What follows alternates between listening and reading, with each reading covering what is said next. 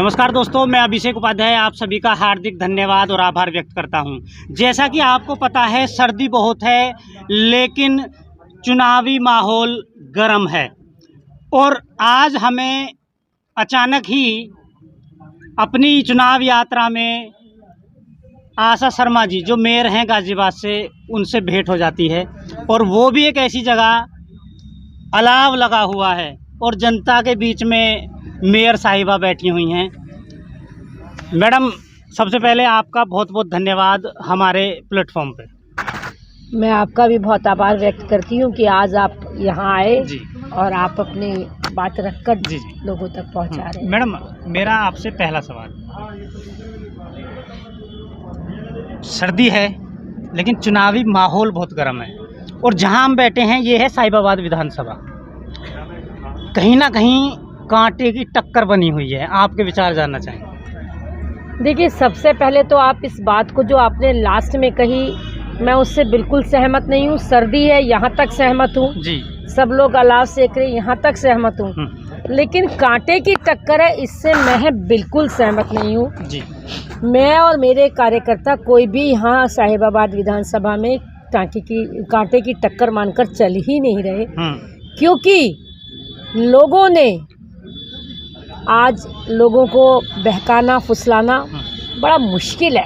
लोग सब समझ गए हैं, क्षेत्र की जनता जानती है कि कौन कैसे है और किस तरह से काम कर रहे हैं। और जो हमारा प्रत्याशी है उसको एक नहीं, दो नहीं, तीन नहीं, चौथी बार अगर संगठन ने उसको ये मौका दिया, ये अवसर दिया है, तो कुछ सोच समझ के उसके कुशल नेतृत्व के कारण, अच्छे विकास के कारण, अच्छे व्यवहार के कारण ही ये अवसर प्राप्त हुआ है। भारत माता की जय। मैडम, हमारी जो मातृ शक्ति है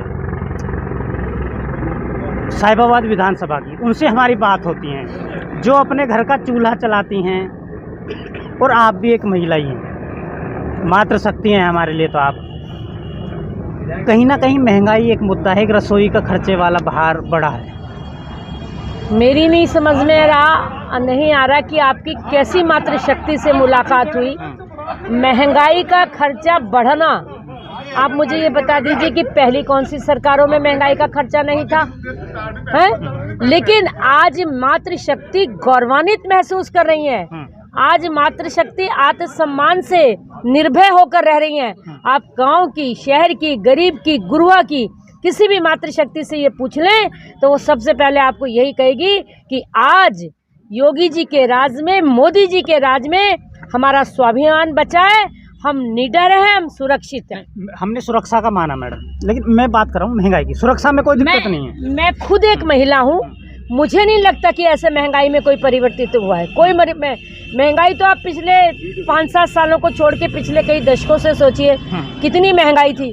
क्या 200 रुपये किलो प्याज आप कैसे भूल जाते हैं पत्रकार? मैडम, एक वक्त वो भी था जब महंगाई हुई थी और बीजेपी के लोग धरने पर बैठ गए थे, सिलेंडर लेकर बैठ गए थे। आज वही वक्त है। जो तेल 90 रुपये लीटर था, आज वो 190 है। लगभग 100% महंगाई तेल के ऊपर बढ़ गई। तेल की अगर आप एक बात छोड़े तो कोई छोटी मोटी महंगाई बढ़ी होगी, उससे मैं कोताही नहीं कर रही, लेकिन सिलेंडर लेकर तो आप बैठने की व्यवस्था ही नहीं है, क्योंकि सिलेंडर तो घर घर पहुंचाया जा रहा है, वो भी फ्री दिया जा रहा है। फ्री कनेक्शन, फ्री चूल्हा, फ्री सिलेंडर, तो वो तो उसको लेके बैठे थे। नहीं, मैं आपकी बात नहीं, मैं आपकी बात का जवाब दे रही हूँ। कहीं ना कहीं काला बाजारी और चोर बाजारी होती थी। एक सिलेंडर उन दिनों में 800 रुपये में आता था, जो हमें 1200 रुपये में उपलब्ध होता था। कारण क्या था कि बीच में सिलेंडर ही नहीं था। 5-5, 6-6 दिन, एक महीना सिलेंडरों की चोरी होती थी, एक महीने। और आज सिलेंडर वाला खाली बैठा है, कुंडी बजा के पूछता है सिलेंडर की जरूरत तो नहीं है। ये परिवर्तन है। मैडम, आपसे मेरा सवाल, आप पार्टी में हैं और काफ़ी समय से हैं। एक घटना होती है लखीमपुर खीरी वाली, उसमें जो मंत्री जी हैं उनका विरोध हुआ, काफ़ी विरोध हुआ, और जनता ने यहाँ तक मांग की कि उनको पद से हटाया जाए, लेकिन वो अभी भी पद पर बने हुए हैं। कहीं ना कहीं किसान नाराज़ है, तो उस किसान नाराज़गी का इफ़ेक्ट आने वाले चुनाव पर होगा या नहीं होगा? देखिए, कोई किसान नाराज नहीं है, केवल कुछ चंद आताताई या आतंकवादी बैठ गए अगर धरने पर, तो कोई उसमें नहीं है। किसानों को जितना 55 हमारी गन्ना मिल थी, हैं 45 गन्ना मिल को हम सुरक्षा से पहचान दे रहे हैं, पूरे पैसा दे रहे हैं, समय से पहले दे रहे हैं। 10 भी हमारी गन्ना मिल वो बची हैं जो समाजवादी पार्टी के अंतर्गत या किसी दूसरे समाज के अंतर्गत पार्टी के अंतर्गत चल रही है। आज किसान के स्वाभिमान सम्मान में 6,000 रुपये प्रति सालाना वर्ष हम डायरेक्ट खाते में पहुँचवा रहे हैं। कैसे किसान नाराज है? आप यहाँ पूछ रहे हैं, आप किसानों के बाहुल्य किसान के क्षेत्र में जाइए ना, जहाँ वो तो मैं तो आपसे बहुत अच्छे से बोल रही हूँ, वो तो सुनते ही नहीं है चैनल को। योगी योगी योगी योगी, कोई किसानों का अपमान नहीं हुआ और कोई किसानों की बात नहीं है। जो आप कह रहे हैं कि किसान बैठे थे, किसानों की सारी जायज़ बात मांगी और किसानों से 1 बार नहीं 2 बार नहीं 4 बार मिलने का प्रयास किया गया, मिले भी। लेकिन अगर कोई नाजायज बात को कहेगा तो कैसे मानेंगे? कोई किसान नाराज नहीं है, दूर दूर तक किसान सब हमारे पक्ष में है। कुछ लोगों को क्या कानून जो थे 3 कानून वो किसानों के पक्ष में थे? आप उससे बेहतर है जिन्होंने उन कानूनों को माना है या जिन्होंने स्वीकृति, आप उनसे बात करें, मेरे स्तर की बात करें। ठीक है मैडम जी। हम गाजियाबाद की बात करेंगे। गाजियाबाद में क्या पूरे उत्तर प्रदेश में अब बीजेपी सरकार ने ये बोला है कि हम बिजली के जो दाम हैं वो भी कम कर देंगे और कुछ यूनिट फ्री देने की बात हुई है। पहले एक बार ऐसा नहीं था, जब बोला गया था तो बीजेपी सरकार ने ये कह दिया था कि इतना हमारे पास बजट नहीं है, हम नहीं दे सकते। लेकिन जब चुनाव आया है तो आधे बिल की बात भी कर दी गई है और आने वाले समय में यूनिटें फ्री देने की बात की गई है। और ये बात केजरीवाल जी ने स्टार्ट की थी, अगर हम उत्तर प्रदेश में आते हैं तो हम 300 यूनिट बिजली फ्री दे देंगे। तब से ही बीजेपी ने भी बोल दिया कि हम भी फ्री दे देंगे। देखिए, पता नहीं आपको कैसे लगता है कि तब से केजरीवाल जी के कहने से बीजेपी ने बोल दिया कि हम फ्री दे देंगे। नहीं, खाली बीजेपी नहीं, इसमें सपा भी शामिल है। आप सुनिए, उत्तर प्रदेश को तो बिजली मिलती ही नहीं थी कभी, ना गांव में बिजली मिली ना कुछ मिली। 5-6 साल से हमको 2017 से लेके रात दिन 22 घंटे 24 घंटे बिजली मिल रही है। और उस बिजली को अगर हम माफ़ करने, लोग कुछ बड़ी बड़ी चीज़ें बांटे तो आपको कोई गुरेज नहीं। अगर हम जनता के लिए थोड़ी सी सेवा करने का मौका लेते हैं, जनता को कुछ वायदा करते हैं, तो आप पूछने लगते हैं कि आप केजरीवाल की देखा देखी कर रहे हैं। केजरीवाल ने तो चुनावी स्टंट उठाया था और आज पूछ लीजिए कितनी इस दौर में सपा भी है, समाजवादी पार्टी। पूरी बात क्लियर करूंगी। केजरीवाल का नाम लिया आपने, उन्होंने कहा कि हम 0% बिजली का बिल, अरे 300 यूनिट तक बिजली का बिल माफ करेंगे। 300 यूनिट से ज़्यादा आएगा तो आप उसको माफ़ नहीं करेंगे। तो बिजली का बिल तो आप कान पकड़ के यहाँ से भी ले रहे हैं और यहाँ से भी ले रहे हैं। कहाँ बिजली का बिल माफ़ हुआ? हम इसलिए कह रहे हैं, और जो दूसरे लोग सपा के जनता, इसका आपके लोक दल के लोग कह रहे हैं, उन्हें पता है सरकार हमारी आएगी नहीं, झूठे वायदे कर दो, जितने मर्जी कर दो, बिजली का बिल माफ़ कर दो, फलाने का बिल माफ़ कर दो, ठिकाने का कर दो। नहीं, हमारी कथनी और कोई फर्क नहीं है। हम 50% के बिल बिजली के हम माफ़ करेंगे और इस महीने से लागू भी हो गए। मेरा खुद आधा बिल आया है, मैं औरों को क्या कहूँ। मैडम जी, गठबंधन की बात करेंगे। अब चुनाव आया है, गठबंधन हो गया है जैसा आपको पता है, तो कहीं ना कहीं आने वाले चुनाव में गठबंधन से बीजेपी की सीटें कम होंगी। देखिए, आपके मायने में वो गठबंधन है, मैं उसको ठगबंधन कहती हूँ। और पिछली चुनावों में भी आपने देखा था, सारे भतीजे, बबुआ, बुआ, चाचा, ताऊ, बेटा सब एक साथ तो लिए थे। क्या बिगड़ा था? कोई असर पड़ा था? ये जनता है, ये सब जानती है, ये पब्लिक है, ये सब जानती है। ये विकास को लेके चलेंगे, ये सुरक्षा को लेके चलेंगे, ये स्वाभिमान को लेके चलेंगे, ये बड़े बड़े राष्ट्र मुद्दों को लेके चलेंगे। आपने कभी कल्पना भी करी थी? कभी कल्पना करी थी 500 साल से खून खराबा जो दूसरी सरकारें करती चली रही है, अयोध्या में इतना बड़ा निर्माण होगा? जनता ये देख रही है। जनता हमारे घाटी में पता नहीं चलता था कि कौन बेटा गया या कौन बेटी गई, शाम को घर वापस आएगी।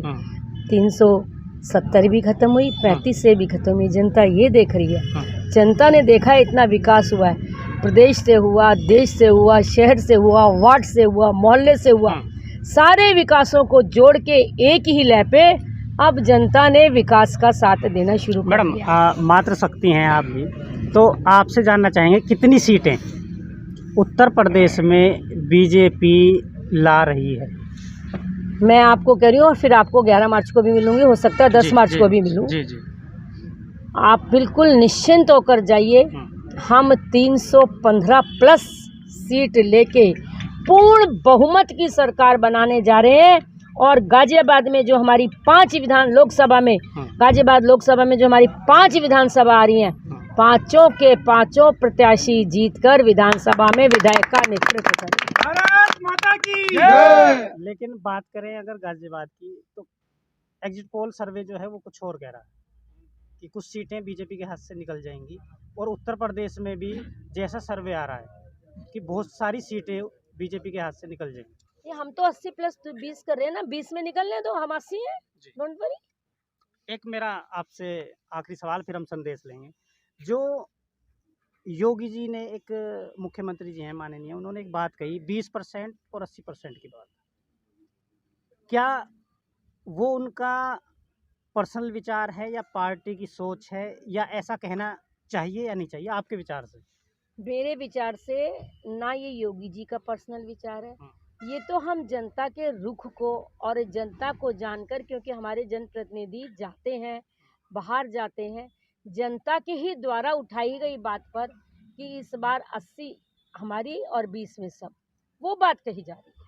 लेकिन मैडम इससे एक सवाल उठा है कि नहीं, मैं नहीं मानती। आप आगे जो सवाल करेंगे मैं समझ गई, ऐसा कुछ नहीं है इसमें। आप कुछ करेंगे वो बिल्कुल गलत आपकी धारणा है।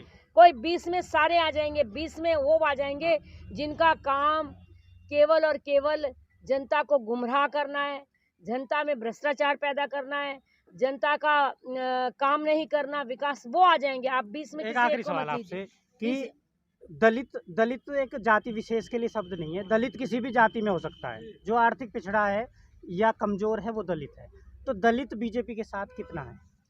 अब आपको ये रिजल्ट ही बता देगा हमको।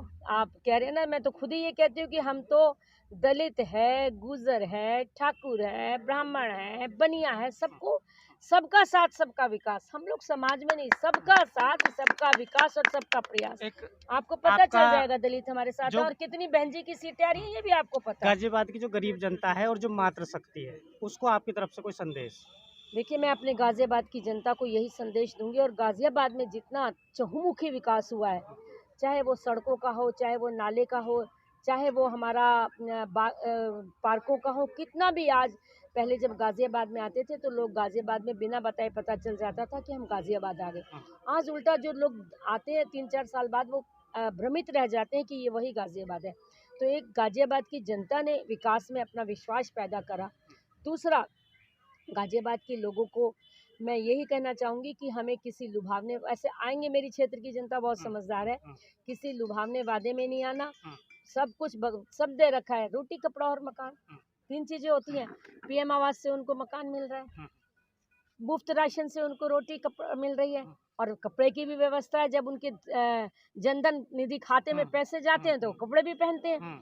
तो कोई किसी चीज़ की कमी नहीं है।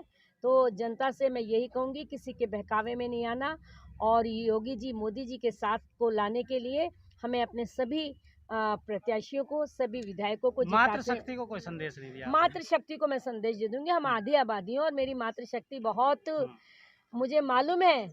मैं अगर ये कहूँ कि पुरुषों से ज़्यादा होशियार हैं तो यहाँ पुरुष भाई बैठे हैं, उनको अच्छा नहीं लगेगा। लेकिन मातृशक्ति जब जो चीज़ हमारे दुर्गा के रूप में, सरस्वती के रूप में, लक्ष्मी के रूप में जो चीज़ ठान लेती है, और वो अपना लास्ट तक वोट भी नहीं बताती कि किसको। आज मातृशक्ति से आप अकेले में पूछ लीजिए, केवल और केवी उनको याद है कमल निशान, क्योंकि उसमें उनकी बेटी सुरक्षित है। बहन में मातृशक्ति आ गई, माँ में मातृशक्ति आ गई, बहू में मातृशक्ति आ गई, और सब चीज़ों में मातृशक्ति आ गई। वो कहते हैं हमारी सुरक्षा पहली है, हम कमा के खाएंगे, पहले भी खाते थे, खा लेंगे, कोई दिक्कत नहीं। एक मेरा आखिरी सवाल आपसे, जो जस्ट अभी मेरे दिमाग में आया, वो सभी पार्टियों के लिए, स्पेशल बीजेपी के लिए नहीं है, बस हाँ या ना में आपसे मैं सुनना चाहूँगा कि ये जो फ्री की कहानी चल रही है, वो कोई भी पार्टी कह रही हो कि ये सही है या गलत है? देखिए, जहाँ अगर हम, सीधी बात है, अगर हम कुछ दिलाने के उपलक्ष्य में हैं, फ्री नहीं, उनको कम करने के हैं, तो हम अपनी जनता को क्यों नहीं करें? क्यों नहीं करें? जो गरीब है, गुरुहा है, परेशान है, उसको करना चाहिए ना। तो उसी को नजर करती है। और जिन लोगों ने शुरुआत करती थी, आप जाके पहले उनसे पूछिए, पहले उनका जवाब लीजिए, फिर मेरा जवाब दीजिए। Okay, that's right. ठीक है मैडम। हमारे साथ आशा शर्मा जी थी, गाजियाबाद मेयर हैं, और सभी सवालों का बेबाकी से जवाब दिया, मैं इनका धन्यवाद करता हूँ। जय हिंद, जय भारत।